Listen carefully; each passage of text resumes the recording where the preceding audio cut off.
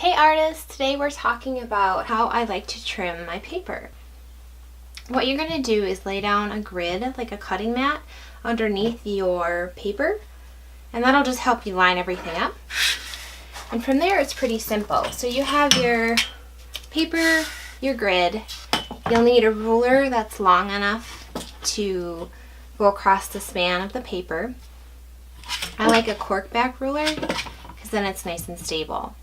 If you have 300-pound paper that you're trying to trim down to size, you're also going to need some water, a small brush, water and a small brush. And with this paper, I'm just trimming off 2 inches off the longest edge. I do that a lot with full-size sheet paper because a full-size sheet is 22 by 30, as you know, and that's hard to frame. You usually need a custom frame for that.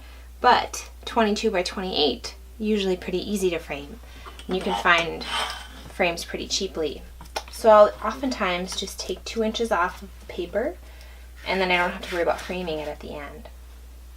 So I lined it up here. I have 2 inches. Then you just hold your ruler tight and tear.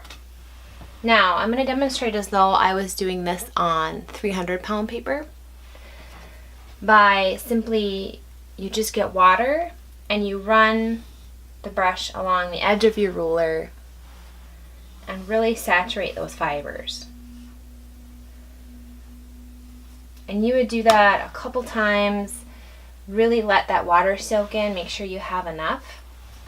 And then what you would want to do would be to actually take the paper and bend it over your ruler to even break down those fibers even further.